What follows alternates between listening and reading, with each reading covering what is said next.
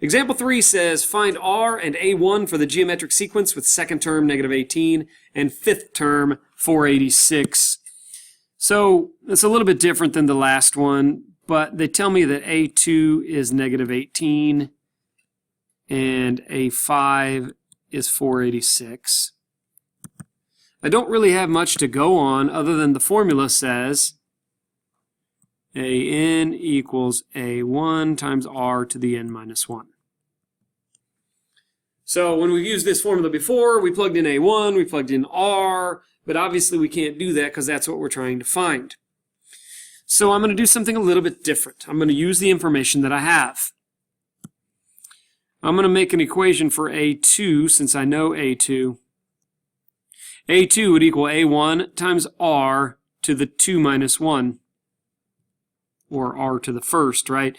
So A2 equals A1 times R to the first. Or since I know that A2 is negative 18, I can go ahead and plug that in. Negative 18 equals A1R. Now that doesn't totally help me because I still have two variables in my equation, but I'm going to do that again for the other piece of information that I had. Okay, A5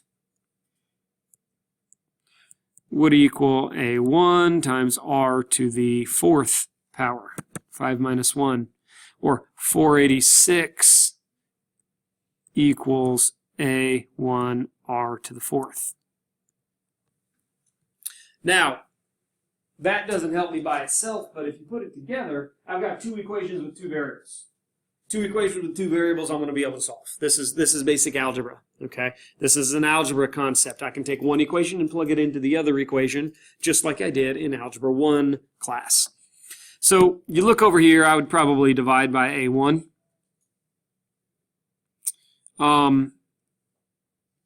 You know what? No, that's not what I want to do. Let's divide by R. A1 equals negative 18 over R. I'm going to plug that in right there for A1. So if you notice, you'll have 486 equals A1 was negative 18 over R times that R to the fourth. One of the R's is going to cancel out. And so I've got 486 equals negative 18 R to the third. At this point, I've got one equation with one variable. I ought to be able to solve by isolating. 486 divided by negative 18 is negative 27. So negative 27 equals R to the third, and by this time you should be able to do that in your head. You need a number that times itself is going to give me negative 27. R must equal negative 3. Okay. Hard part's over, because now all you really want to do is you want to take this equation right here, plug in that negative 3.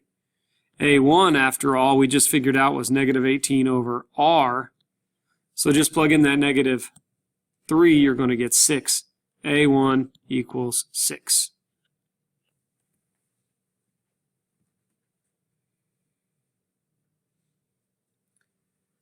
Number 4, a population of fruit flies is growing in such a way that each generation is 1.75 times as large as the last generation. Suppose there are 250 insects in the first generation. How many would there be in the sixth generation? They're asking me for A6. They gave me the first generation, that's A1. And you should also have noticed that it says 1.75 times.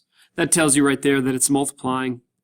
And so that tells you the common ratio, R, is 1.75. This question is very straightforward. Let's just use the formula for the nth term. Nth term equals the first term times R to the n minus 1.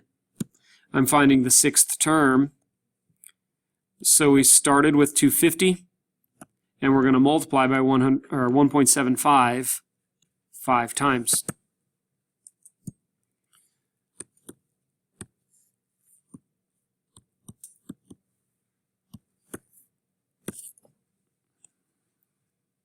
And that gives me about 4103.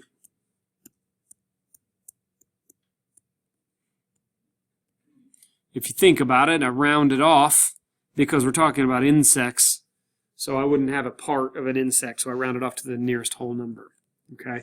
Now, I think that's probably the best way to do it, but if you didn't know about sequences and series, I guess, you could think about it this way. If you know you're multiplying by 1.75, just start with 250 times 1.75 times 1.75 times 1.75. You'd have to do that 5 times to find that 6th number in the list, but that's what we did anyway.